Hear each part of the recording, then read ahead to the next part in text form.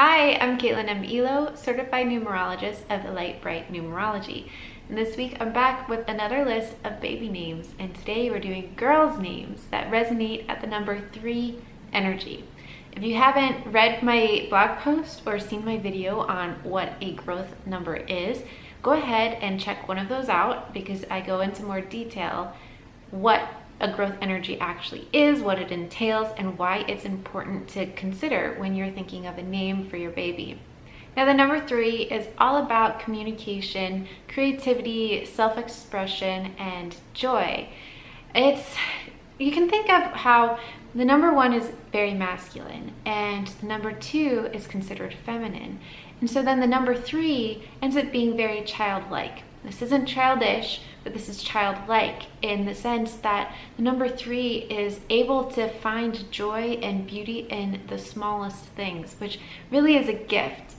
And so when you name your child a name that resonates at the number 3, your child can be a little bit more joyful as a default mode than perhaps some other children. And this can really help, especially if there's a conflict somewhere else in the chart. And that would really predispose someone to experience the more negative sides or the heavier sides of the 3. But having the 3 growth number can balance that. It's also very likely that your child could be very talkative, and if the communication doesn't come through speaking, it can come through movement like dancing or in general athletic sports, just a lot of bodily movement. And it could also come in the form of writing. No matter what, or it could be all 3, this child would be very creative and have this really innate need to express herself. So with that, let's get to my favorite names that resonate at this energy. The first name that I have on the list is the name Aviana, and this is a rare name. Yes, I tend to really love rare names, and so many of my names are rare. Aviana is a relatively newly used name. Amy Adams used this to name her daughter in 2010, and it's after the name of an Italian town, Aviano, and this is actually where Amy Adams gave birth, and so she turned it into Aviana. And since then it has been gaining in popularity. In 2017 this was ranked at number 458. So it's very unusual. It's in use, but it is very unusual. It's very unlikely that you'll come across some other child named Aviana if you name your child Aviana. And the second name on my list is the name Brandy, spelled with an I at the end, not a Y, because the way we spell our names or these names do make a difference to the energy. So Brandy with an I at the end resonates at this 3 energy. And so maybe this does originate from the alcoholic drink brandy, but it is still a gorgeous name. And I guess when you think about it, drinking, people tend to do it so that they feel a little happier. Not condoning, but I am saying that, you know, that's sort of evocative of this whole 3 energy, where it is about joy, it's about happiness and fun and communication. And so you do have that even in the meaning behind the name Brandy. I love this name. It was actually the name of my childhood dog growing up, but it's definitely a human name. I wouldn't say that it has to be used for a dog. And I hope I didn't just ruin it by saying that it was my dog's name, because if it weren't my dog's name growing up, I would probably use this name. And the spelling variation really peaked in the 70s and 80s and then has since dropped off in 2007. It just completely dropped off the list of the top 1,000 names in the US, so it's completely unranked right now. And I would say that makes it that much more attractive to use. Now, the third name that I have on my list is the name Bree. And surprisingly, this name is also very unusual. It's the anglicized version of the Irish name I think it's also pronounced Bree, just spelled differently. And that means power or high. And if you have read or watched the series Outlander by Diana Gabaldon, you might also know that Bree is a Scottish Gaelic word for disturbance, or so they say in the TV show. I don't remember reading it in the book, so it could have just been an added line, but it has been a while since I read the series.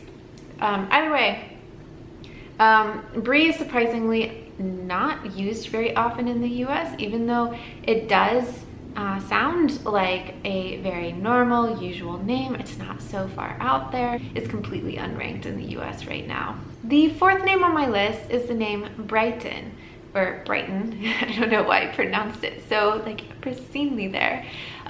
Brighton, this can be used for a boy or a girl, and it's a place name which has been very popular for a while with names like Arizona or Dakota, London, Paris, this sort of list.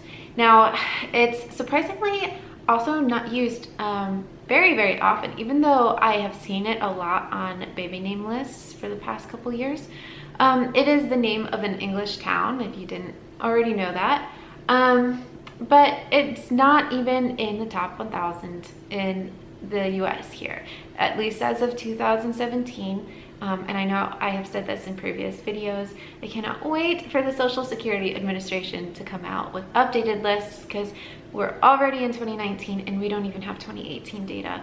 And as a former analyst myself, that bothers me. Anyway, so the next name on my list is the name Gemma, which is actually a medieval nickname.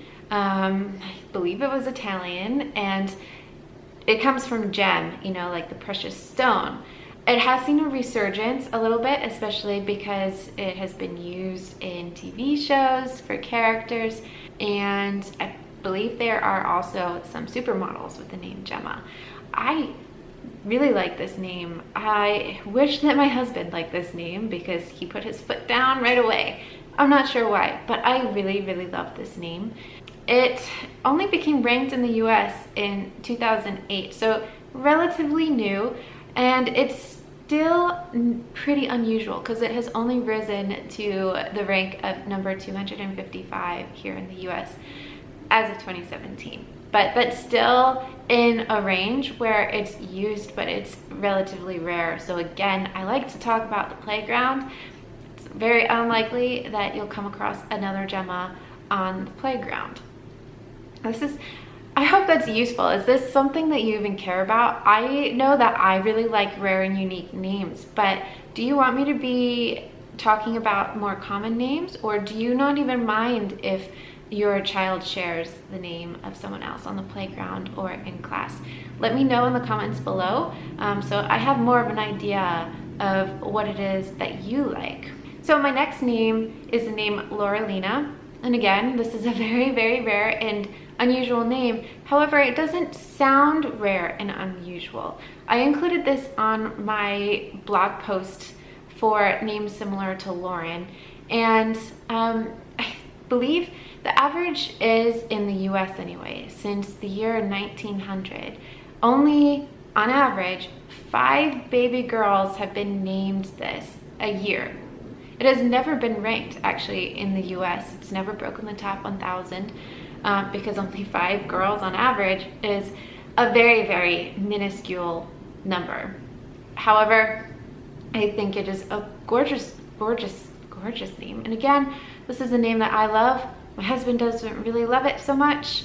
I can't imagine why, but I love it. So if you don't get vetoed, what do you think of this name? Would you actually use it? Because I wish that I could use it. The next name on my list came about because of a popular television series.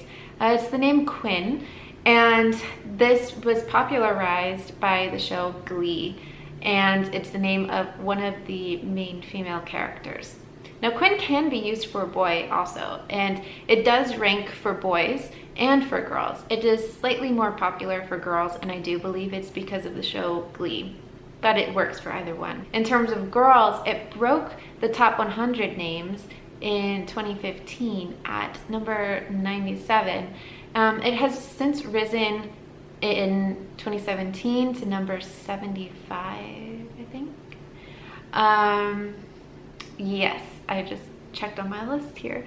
Yeah, so to number 75. And for boys, this hovers in the 300s. So very, it's used, but still relatively unusual for boys. And if you love Q names, because I know that Q names have been very popular recently, this could be a really good name. Especially also if you don't want to find out the gender until birth. I think this could be a really good name to just keep in your back pocket. So the next name on my list is the name Sable. And this is actually the name of an animal found in Northern Asia and like the Russian region. And so actually this is ultimately of Slavic origin. However, in English, we have anglicized this, or actually really just straight up adopted this word to mean the color black. And for that reason, I think this is a really fantastic name to use for a little baby girl that comes out with really luscious dark hair.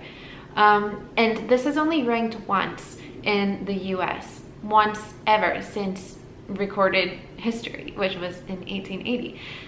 So this actually ranked in 1986 and it came in at number 902. So it really has never gained prominence. But I think it is really, really beautiful. I don't know, am I off the mark here? Do you like this name, or is it really just me and I'm in my own little world here? Sorry, my camera turned off there, so I'm not sure what the last thing was that I said. But I just want to know if I'm completely off the mark with Sable. I think it's a gorgeous name, but it's not really used. So is it really more out there than I think? Please let me know. I want to know if I'm sane here. Okay, so the next name on my list is the name Sasha. And of course, I personally always think of Sasha Cohen because I was a figure skater growing up and that was when she was really big and I always looked up to her. So Sasha is also of a Russian and Ukrainian origin. It's a diminutive of the name Alexandra. It's a diminutive of the name Alexandra. Now, it only came into use in 1972, and since then it has grown a little bit in popularity, but it has never, not once, broken the top 100. I think the highest ranking it has ever gotten was at number 140, and that was sometime in the late 80s or early 90s, I believe. In 2017, it only came in at number 516. Now, the last name that I have on my list is the name Zoel. And I love this as a combination of two very popular names, Zoe and Elle. It's also, it could be the feminized version of a rarer French name, like a Quebecois French name, Zol. And ultimately that traces its origin back to a martyred saint from the 3rd century, Saint Zoilus, I think is how you would pronounce it. But regardless, I think Zoel is a really gorgeous name, and it certainly is very rare. People aren't using this very much. It's also another completely unranked name here in the US. So these are my favorite names at the 3 Energy, and I personally really love the 3 Energy. It is my life path, and I do wish that my name, my first name, resonated at this 3 growth energy, because that could have helped my conflict with the 3 growing up. But regardless, I like the number I ended up with anyway.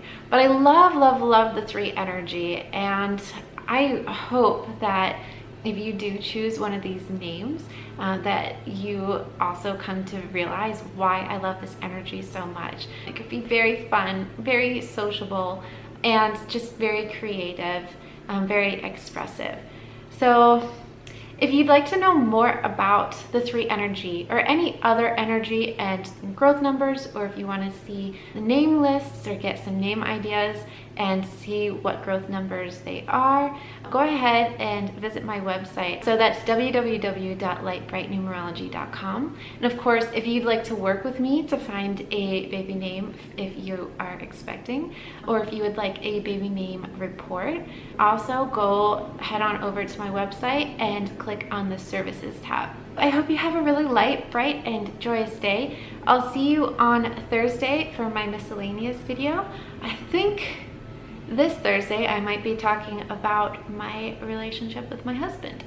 He is an 11 life path, so if you want to know a little bit more about how that works between a 3 and 11, check out my video on Thursday. And in general, if you want to see more videos from me, go ahead and subscribe, especially if you're here on YouTube. If you're watching on Facebook, then go ahead and follow my Facebook page. So yeah, take care. Have a light, bright, joyous week until I see you on Thursday. Mwah.